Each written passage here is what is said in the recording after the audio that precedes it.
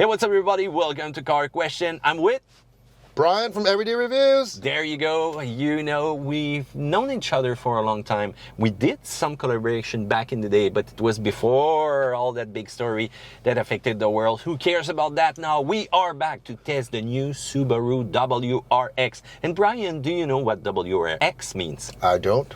Oh, World Rally Experimental. You know, the X Experimental. Yeah. Okay, got it. Because Subaru get all its inspiration for the WRX. They put the expertise, the research, some mechanical inspiration right there in that car. And by the way, let's go see a vintage commercial. We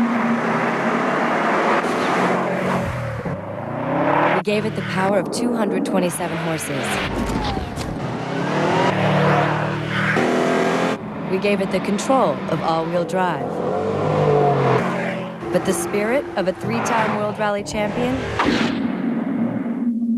That it had to earn.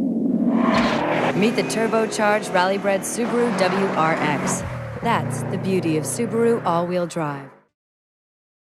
As you can see, race inspiration. I just love watching WRC back in the days. Oh yeah, you know, Subaru is not just dominated before in the WRC, but you know, Canadian Rally, USA, you know, they have a deep heritage in rally racing for sure. We are at the 5th generation of that car right now. The latest redesigned went back to 2014. It was a long time ago. It's based on the new global platform of Subaru. It's not a brand new platform though, but they made some modification for the WRX. And now the big question, you still can go for a manual or an auto CVT, but how do they call it, Brian? It's a Subaru Performance Transmission, because no one likes to hear that those three other three letters, CVT and Performance, you know. So yeah, Subaru Performance Transmission. You know, one of the biggest points, the exterior. You know, when everybody saw the picture, they went really mad because of the plastic cladding. In real life, it's not looking that bad. I even find it kind of good looking, because this is one of the only car that you can take on tarmac and go into gravel and go into some deep rally stuff, and you're not gonna get any scratches with that plastic cladding. How about you, Brian? Yeah, I don't mind it at all. And you know, they actually said that there's a hexagonal shape, it will actually texture to some of the cladding, and it's actually not there just for looks. No. It's there to actually control airflow. The WRX is one of the few cars that it actually doesn't look bad when it gets dirty. No, actually no. And we've seen that today. So this is going to make also a difference between a competition, if you win by a 0.1 second or not. Otherwise, as soon as you get into that new design, as soon as there's a new Subaru, some like it, some don't, I think they kind of lost themselves in the previous generation, but now are getting more and more aggressive. You've got that great aerodynamics when you look at the car, the front headlight, even the LED in the back with the lava inspiration. You've got the rear diffuser, you've got the hood scoop. The scoop, yeah. Yeah, and you can go for many accessories also in Canada to make it look better. When you look at the tires, 18 inches wheel on that model, 17 base, but if you want great winter tire package, go with Nokian HK10. This is going to be aggressive. Put some stud on. There you go, Brian. You need to roll sometime on winter in Quebec City. You're going to see that we've got the biggest winter in the East. Absolutely, yes. How about the interior? If you know the Outback, if you know the Forester, well, it's kind of looking the same though. Yeah, similar. You know, you have either a dual 7-inch display system. I don't like that. Yeah, but when you just go into the sport trim and you get the 11.6 inch. Apple CarPlay, Android Auto. It's easy to use, lots of real estate.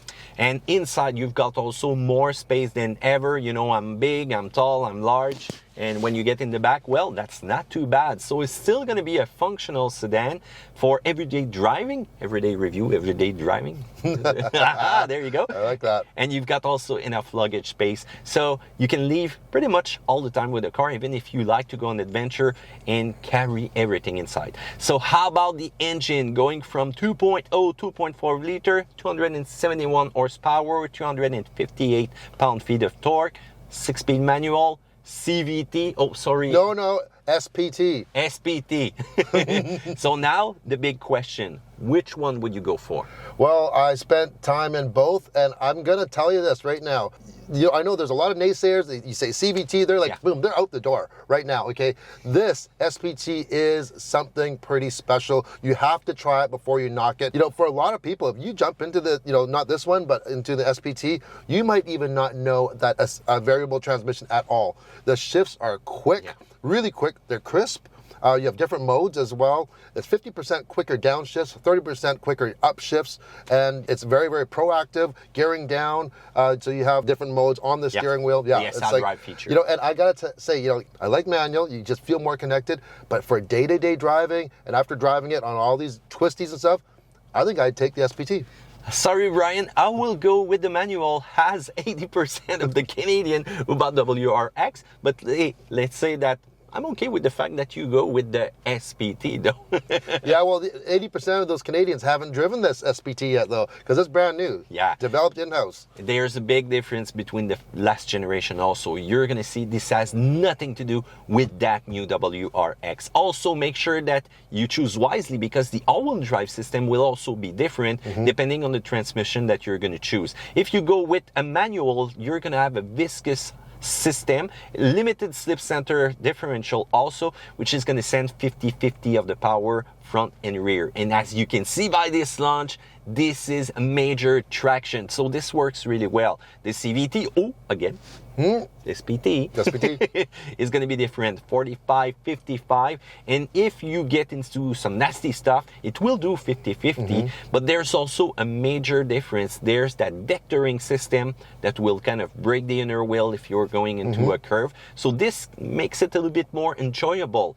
If you want to fully enjoy the WRX, though, press on that traction button, switch it to track mode, SE drive for you, Brian, because I don't have any SE drive in my manual, though, and just send it. That car likes to see some unbeaten paths, some tarmac, it's going to bite, some gravel. How about your driving experience? How about the performance of the car? Well, performance is good. This new engine, larger displacement, it has lower boost. The torque is better at the bottom and on the top. Nice flat torque curve. And the suspension, very, very supple. We were hitting big potholes and a lot of big puddles, and we weren't slowing down for anything. No. And man, oh man, it just ate it up. On road, it's super quiet, very, very comfy. I have to admit, for the manual, you do have one thing that you can't get on the SPT. You actually have a manual handbrake. Oh. Which is really handy when you're on gravel roads. If you want to have a little bit extra fun, that's a little bit easier to do with that. And if you want to do the best launch with the manual, rev it to 5,000 RPM and simply drop it. It reacts way better than the previous version. You've got that mid-range feeling that I really like. And once you're going to be on the highway, just put it into 6th gear and there you go. You're going to be cruising along. Even the brakes are firm, responsive. The steering feeling, not one big communicative steering though, but it does well in every condition. And that's a big thumbs up for the WRX. Fuel consumption, manual 12.3 liter. In city mode, 9 on the highway, automatic 12.7, 9.4.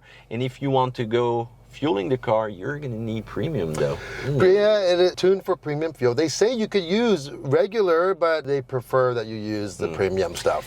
Yeah, well, that was a big recommendation. Otherwise, let's talk price. Base with taxes, $38,000. This is a bargain price. It really is. Like, you're getting, compared to the competitors, like let's say the Honda Civic Si or the Volkswagen GTI, you're getting quite a bit more power, plus you're getting full-time all-wheel drive. And this car, with the cladding, can go into gravel anytime. You won't even see some scratches. It's kind of sad, to bring a Mazda 3 Turbo back in those nasty roads that we did. Otherwise, also for a fully equipped version, you can go up to $50,000, and I recommend you the sport version. There you go. Pretty simple though. Minus side, well, that double screen base is not my type. Also, when you're gonna look at the car, some people like, some don't. And Subaru told us that design is kind of secondary sometimes. That was kind of strange, but you know what?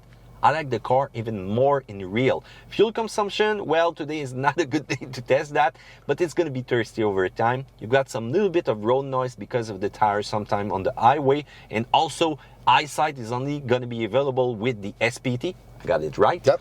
and we are lacking the GT version with some Recaro seating and adaptive suspension. I'm kind of sad for that. Your minus point, Brian? You know what? I don't have very many minus points. I would say the only minus point is that, you know, when you get up to the very top trim, like we have right here with the Tech, you know, it does get a little bit pricey compared to the competitors. On the plus side, you can get a tons of accessory on the Subaru website to make your car looks better. You're gonna have a lot of tuner that will pump out more power from that engine, all-wheel drive standard, rally inspiration, that screen 11.6 inches is kind of good, sometimes lacking some cool reaction though, but it's kind of good. And you've got the acceleration of that car, which is pretty impressive when you launch it. So in conclusion, you've got a fun car to drive. It's a fighter, summer fighter, winter fighter, any condition fighter for $37,000. There is not a lot of choice when it comes to this car. When you look at the competitors, nah, I'd go WRX. Brian, where can we see you?